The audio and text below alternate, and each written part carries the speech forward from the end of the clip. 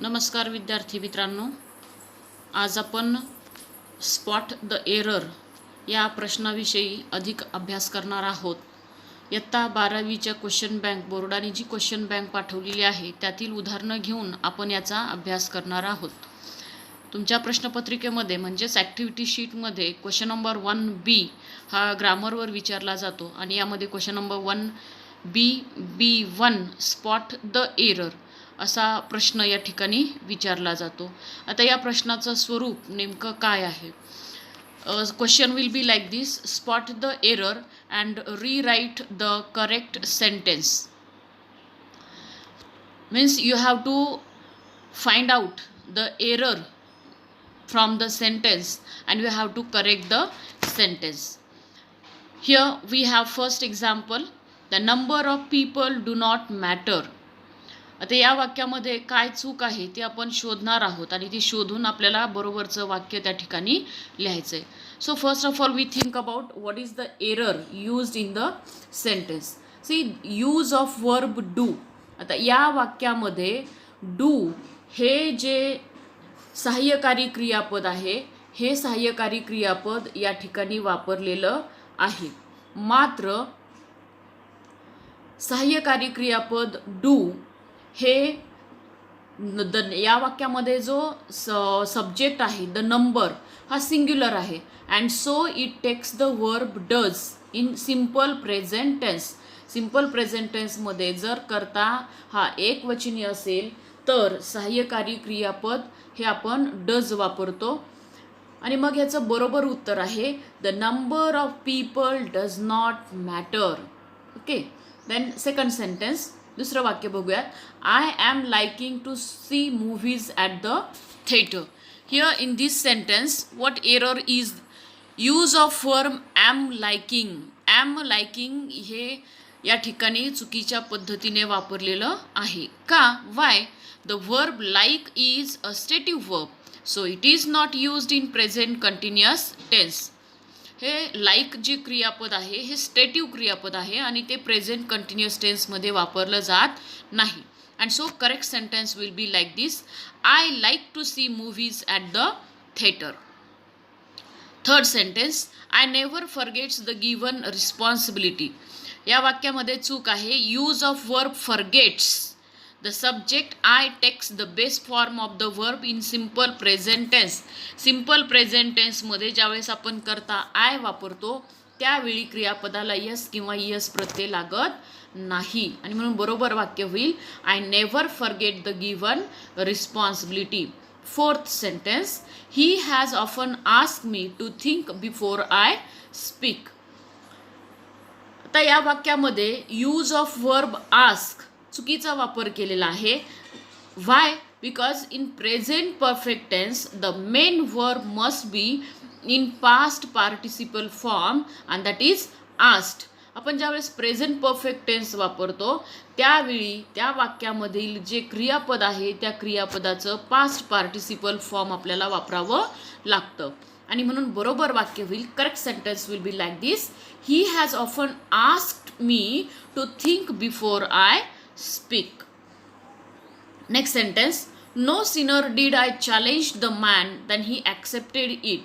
आता या वाक्यामध्ये काय चूक आहे तर use of verb challenged. After did the main verb must be in base form. Did जर आपण भूतकाळी सहाय्यकारी क्रियापद वापरलं तर त्यानंतर येणारं मूळ क्रियापद हे पुन्हा भूतकाळी रूप असत नाही आणि म्हणून या ठिकाणी बरोबर वाक्य असं होईल: no sooner did I challenge the man than he accepted it. Next sentence: we are the more strongest community in the world. चूक काय आहे या वाक्यामध्ये? Use of more. मोर ह्या शब्दाचा वापर. सुपरलेटिव्ह डिग्री ज्यावेळेस आपण वापरतो त्यावेळेस वाक्यामध्ये मोर हा शब्द आपण वापरत नाही आणि म्हणून बरोबर वाक्य होईल we are the strongest community in the world. किंवा हेच वाक्य आपण दुसऱ्या पद्धतीनेही लिहू शकतो. I enter the room for search the documents. पुढचं वाक्य आहे. या वाक्यात चूक काय आहे? Use of search. After for gerund searching should be use. ज्यावेळेस आपण आफ्टर फॉर वापरतो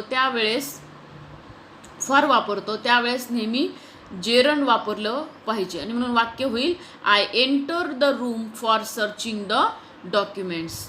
next sentence, we can plant the trees in order saving the earth. या वाक्यामध्ये चूक काय आहे तर यूज ऑफ सेव्हिंग हे चुकीच्या पद्धतीने वापरलेलं आहे.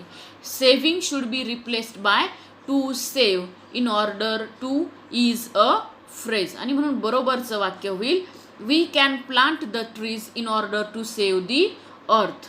9 sentence, I usually ask my employees to be punctual in their tasks. यामध्ये चूक काय आहे तर use of the verb asks. The subject I takes the base form of the verb. जे आपण पूर्वीचं वाक्य बघितलं होतं त्याचप्रमाणे. आणि म्हणून वाक्य होईल I usually ask my employees to be punctual in their task. Next sentence, sentence number 10, the training came to an end before you left the city. आणि या वाक्यामध्ये चूक आहे use of came. If two past situations are given in the earlier situation must be written in past perfect tense.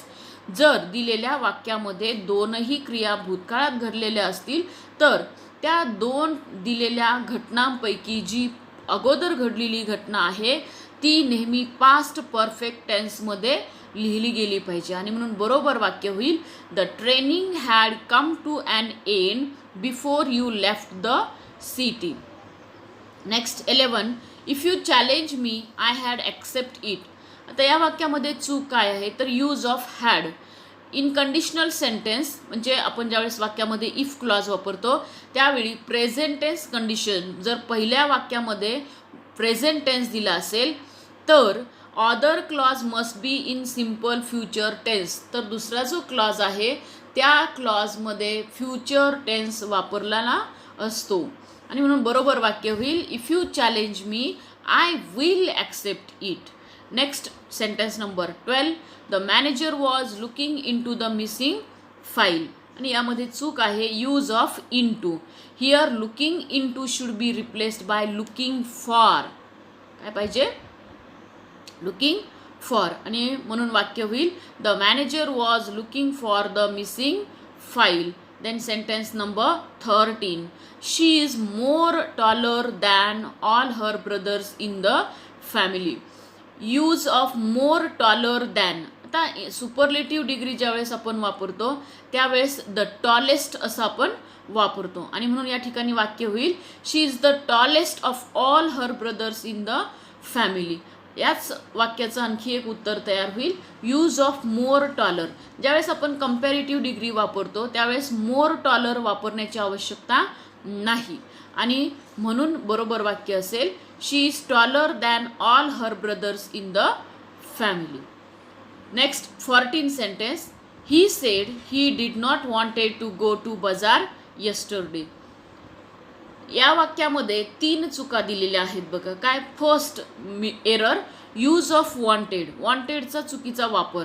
After did नंतर पुन्हा मूळ क्रियापद जे आहे ते मूळ क्रियापद येतं त्याला ईडी प्रत्यय लागत नाही. दुसरी चूक आहे use of yesterday.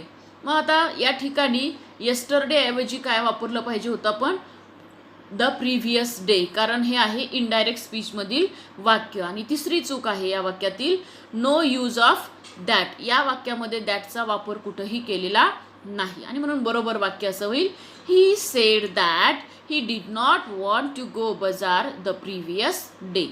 Last sentence students, mango is the bestest among all the Indian fruits. वाक्यामध्ये चूक काय आहे तर यूज ऑफ बेस्टेस्ट. ज्या वेळेस आपण सुपरलेटिव्ह डिग्री वापरतो त्यावेळी सुपरलेटिव्ह डिग्रीमधलं जे ॲडजेक्टिव्ह आहे ते ॲडजेक्टिव्ह आपण बेस्ट वापरतो. बेस्ट हे गुडचं सुपरलेटिव्ह फॉर्म आहे आणि म्हणून त्या ठिकाणी बेस्टेस्ट असं होणार नाही तर काय येईल बेस्ट येईल. आणि म्हणून बरोबर वाक्य असणार आहे mango is the best among all the Indian fruits. So this is how we have these examples.